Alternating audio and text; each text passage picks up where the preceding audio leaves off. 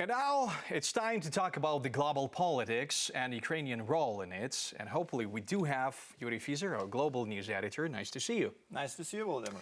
So I bet that the main news we have to start with is that European Parliament recognized Russia as a state sponsor of terrorism. Am I right? Yes, you are quite right. And probably this is the main news from the West because Russia, as you already said, was recognized a country sponsoring terrorism. Yep. It's not Biden's decision, and this decision will later be sent to all the members of the European Union, but still the decision was made in the European Union. And this week the world also talked a lot about Ukraine. In the current situation for us it's good because we've got a lot of publicity and the world knows what is really happening in our country, and the world knows about all the atrocities and about all the crimes Russia continues to commit in our country. But nevertheless, as you already said, the most important event is the declaration of Russia to be the state-sponsored terrorism. You're smiling right now. So let's start with this.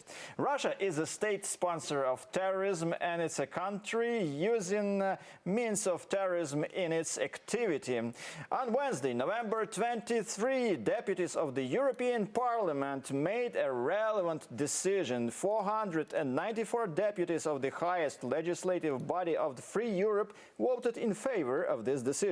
58 were against. Unfortunately, 44 abstained. The resolution of the European Parliament also states that Russia is committing indiscriminate attacks on residential areas and civilian infrastructure in Ukraine, as a result of which thousands of people have died. Unfortunately, Moscow violates the Charter of the United Nations. That is why the members of the European Parliament called on the leaders of the member states of the European Union to isolate Russia, in particular deprive it of membership in international organizations and bodies, not to hold any official events in the territory of the aggressor country, and speed up the preparation of the 9th package of anti-Russian sanctions.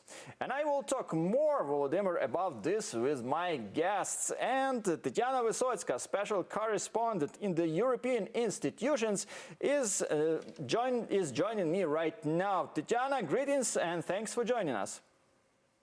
Good evening, studio.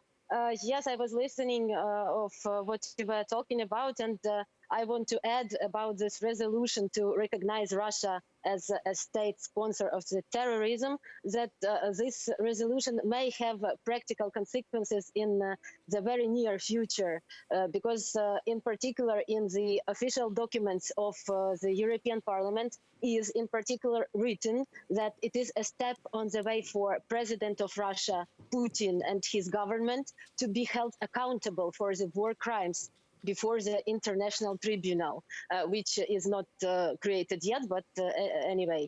And the next practical step is already known. It's the creation by the European Union of the list of the terrorist states, because Russia is the first terrorist state which is recognized as such by the European Union. And Russia will be put on this list, and the European Union will apply more severe sanctions for that. And also in the resolution of the European Parliament, there is one very important point about including of the Russian paramilitary organizations like Wagner Group or Kadyrov Special Motorized Regiment to already existing European Union list of terrorist organizations. And it's very important indeed. And also, if we are talking about the European Parliament decisions, I would like to add about granting to Ukraine of 18 billion euros of microfinancial aid for 2023. Which is also very important because, as the European Commission estimates, it will cover almost the half of needs of Ukraine for the next year in international help. Because the European Commission thinks that we will need every month extra 3-4 billion of euros for the next year. So it's very essential and very important decision also. And I would like to say that it is not a gift of the Europe. it is not a gift of Europe to Ukraine, it's a loan, but it's a very long-term loan which shall to be paid in 35 years. And the first payment is expected in 2033. So Ukraine will have time to recover the economy and to start to pay this money back. Thank you, Tatiana. Thank you. Thank you very much. This was Tatiana Vysotska, special correspondent in the European institution. She joined us through Skype. So, Volodymyr, as you heard, it's very, very, very important for us. And yeah, it's crucial and vitally important for the economy, especially in times of war, to have such a long-term support from the European Union. It's true. And not only this financial support, but also the decision. We have started with the decision to designate Russia the state sponsor of terrorism. The sequences. That's very good. And I have another guest, Volodymyr, Mr. Jakob Dalunde, a member of the European Parliament representing Sweden, is joining us. Mr. Dalunde, greetings and thanks for joining us. Thank you. Great to be with you. So we are talking about a resolution of the European Parliament that designates Russia to be a state sponsor of terrorism. How will this help to hold Russia accountable for its crimes committed in Ukraine? Well, it sends a strong signal both to Russia and the rest of the world that we do not tolerate this terror that Russia imposes on the Ukrainian population. And I hope that in the future it will also lead to more legal measures that will be able to be used to make sure that this kind of terror will not be able to continue. But as far as I understand, this decision is not binding for the European countries, I mean for the members of the European Union. Is there in these countries the understanding to support this decision?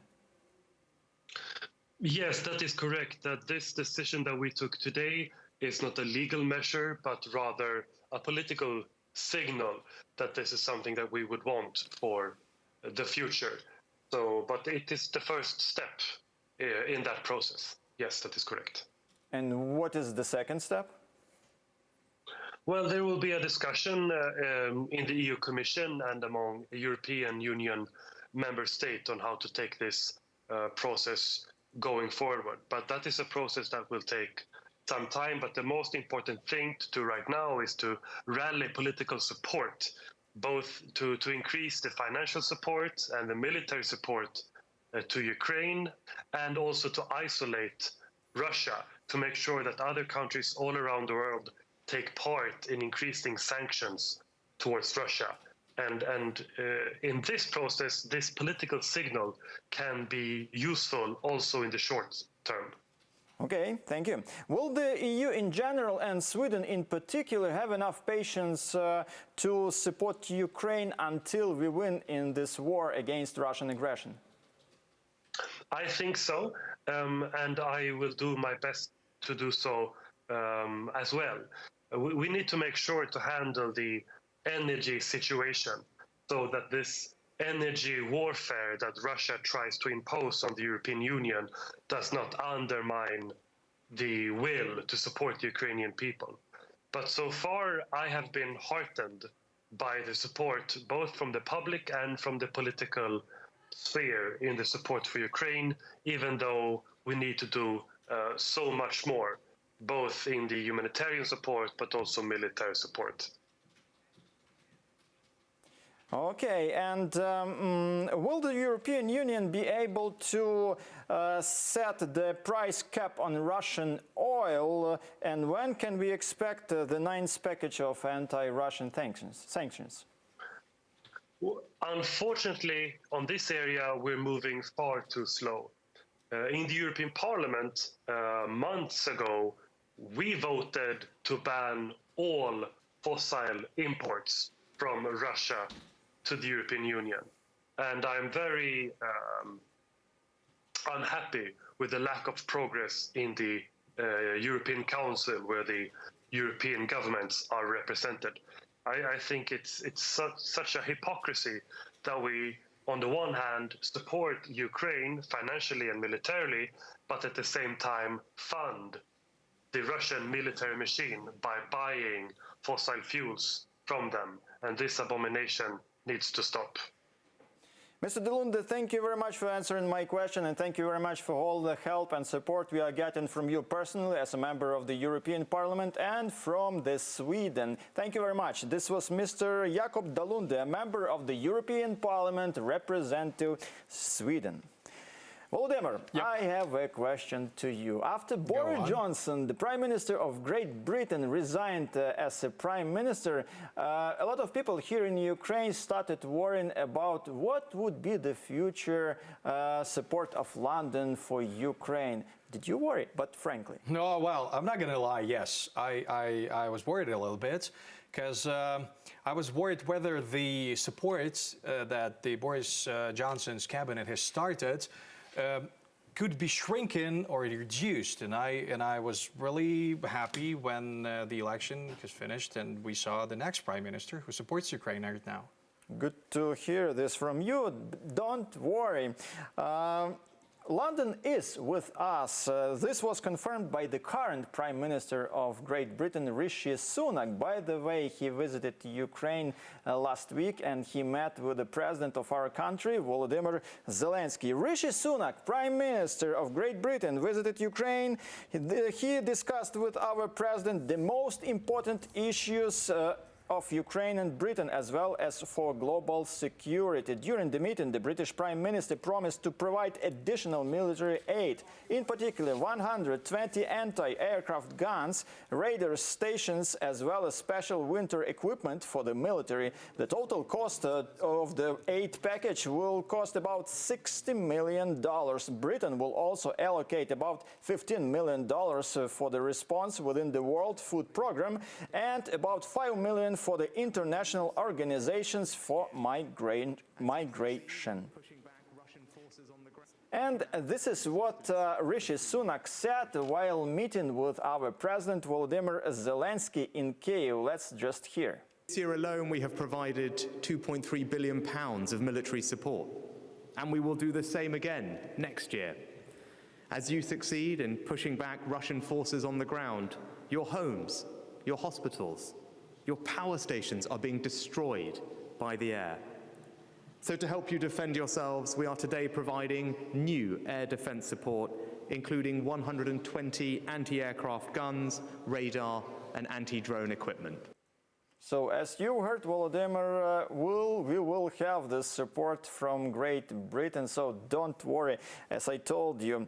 But the British Prime Minister continues the course of the former head of the British government, Boris Johnson. Let's hear of what Mr. Johnson had to say about this course, and about Western support for Ukraine in his interview for the CNN.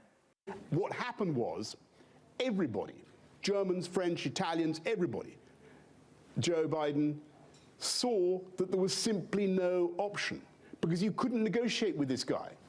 That's the key point. That's where the logic all breaks down when people call for a negotiated solution. There is no deal.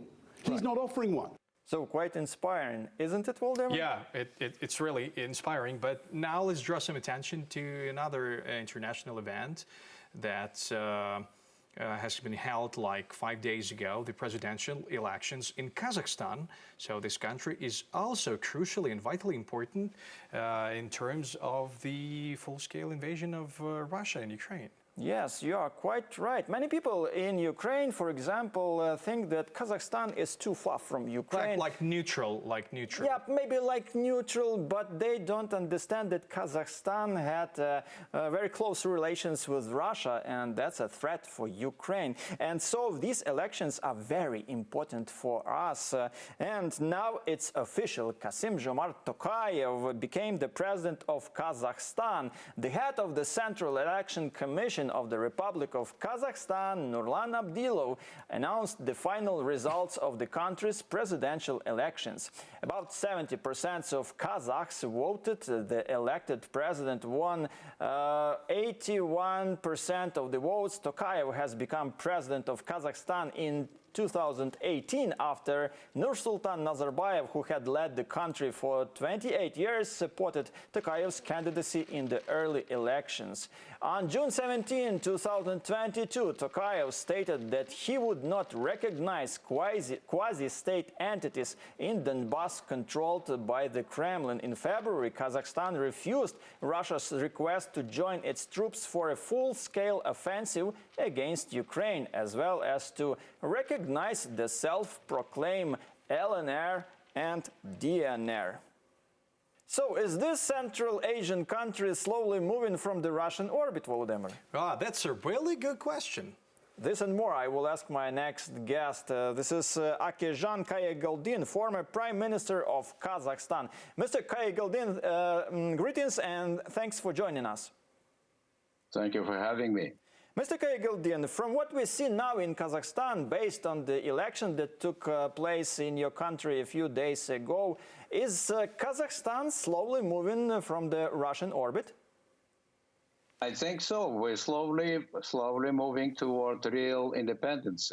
But obviously, I have to say, we're going to be long in the future, a long time, under influence of two big elephant states surrounding us. One of them is Russia, and another one is China, a 1.5 billion population. But right now, we're moving toward the way with our nation's claim, 30 years. And hopefully, this time, we will approach our goal. And hopefully, I believe that the new administration will deliver what they promised 6 months and 11 months ago.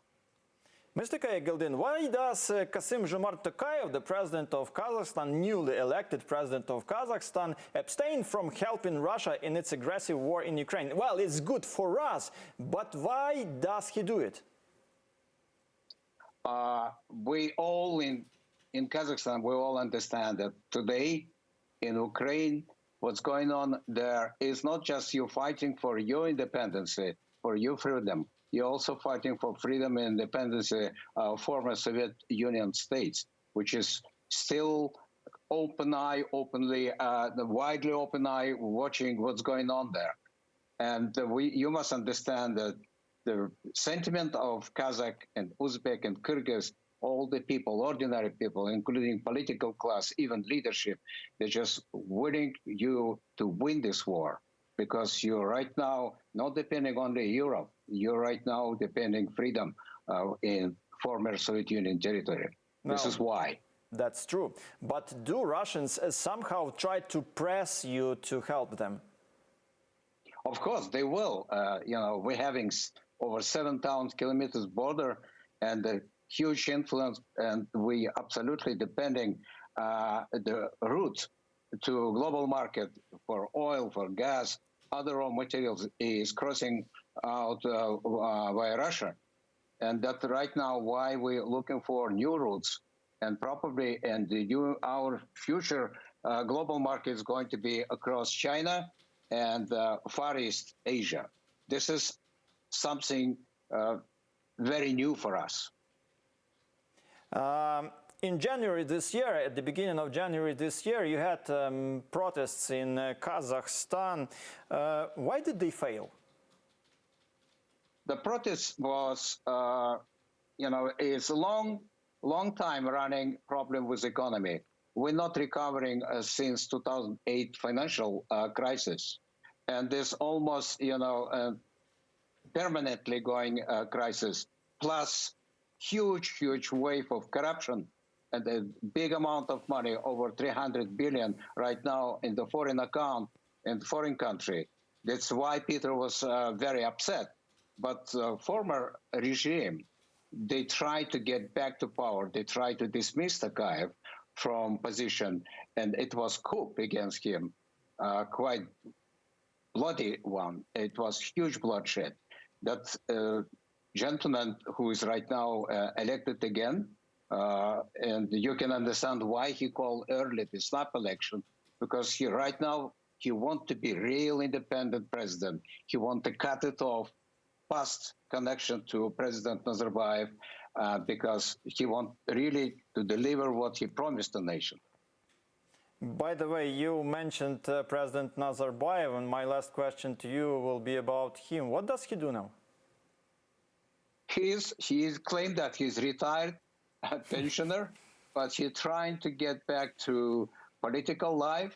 But you must understand, all his children, 3 daughters and 2 son-in-laws, they're over 60 right now, and they're very rich. And I'm quite sure they're trying to get back to power. This is one of the biggest challenge for not only for Mr. Tokayev, it's big challenge for all Kazakhs.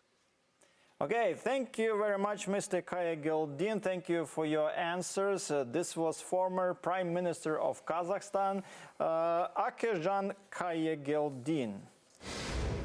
So this is it about Kazakhstan, at least for now. Have you ever been to Taiwan? No, I haven't, but I do have a visit to this country because I had some plans, but they have changed. But hopefully someday I will visit someday you will go there, yeah? Because there are some strong links with Ukraine and this country, and some people, they can compare both, like Ukraine and Russia and Taiwan and China. I've never been to Taiwan too. The furthest in the east I've been is Middle East, but nevertheless. For 9 months now, Taiwan has not hesitated to support Ukraine in the struggle that inspired the inhabitants of the island to confront their threat from China and some to join the ranks of the armed forces of Ukraine. That is why members of the Ukrainian parliament proposed to open representative office in Taipei in Kyiv. Taiwan belongs to the 20 most powerful economies in the world. According to the IMF forecast, Taiwan's GDP is in purchasing power parity is expected to be $1.6 trillion this year. The country of 23 million residents will be in the 19th place among world economies, slightly ahead of Australia and Poland. Within the first week, there was a batch of medicines weighed about 27 tons was sent to Ukraine right after the war. And then the Taiwanese people said that they want to provide donation. So they urged the Ministry of Foreign Affairs to set up a donation account. And within a month, we collected about 33 million US dollars. That's not easy for the regular people's donation. And they also say that they want to provide material support. So we opened up the door for the Ministry of Foreign Affairs to accept the material donation. At the end, we provided 562 tons of material to send to Ukraine.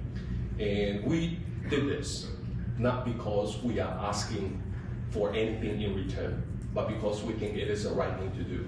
Anastasia Rava, Ukrainian journalist and editor-in-chief of the Ukrainian news TV channel Espreso, went on a press tour at the invitation of the Taiwan Minister of Foreign Affairs. Anastasia was the first Ukrainian journalist to be invited on such a visit. Anastasia met with the local authorities and learned about how Taiwan helps Ukraine, but also how Taiwan borrows Ukraine experience in digitalization. We paid very close attention, not just DIA, but before DIA, there was Prozoro, the open procurement platform for anti-corruption, better participation, and international communities. Because around 2014, we were pushing the same agenda in Taiwan for open procurement and contracting and so on. So we joined each other's forces on the open government partnership, sharing the toolkits, including the hackathon, well, not presidential hackathon, but certainly in Paris, right, in the president's office. And so all this connected our people-to-people ties, our civic technology communities together. And so when the DIA offered a easier to deliver form of such services, we were very excited. And why do we at all compare Ukraine and Taiwan, and why Taiwan is quite important for us today? Vitaly Portnikov, Ukrainian journalist, explained this in his column at Visegrad Insights. And the answer is because we need each other. And Vitaly says that in spite of everything, we should do our best to develop mutual relations. And this is what he wrote in particular. Ukraine has already seen from the example of relations with Russia how dangerous it is to succumb to blackmail in bilateral relations, and how a willingness to comply with a partner's wishes breeds a sense of impunity and rejection of equal dialogue. Kyiv's reluctance even now to notice Taiwan and Taiwan's sincere willingness to support Ukraine in its opposition to the aggressor shows that this blackmail syndrome has not yet been completely eliminated. To know more about Taiwan-Ukraine relations, just read Vitaly Portnikov's article at Visegrad Insight. And this is all from me for today. See you next week, and back to you, Volodymyr. Thank you so much for your attitude, and see you next week in our studio. Thanks for watching our YouTube channel. Latest news, trends, and analytics on all about Ukraine. Like, share, and subscribe. Any questions, proposals, and comments, contact us via email.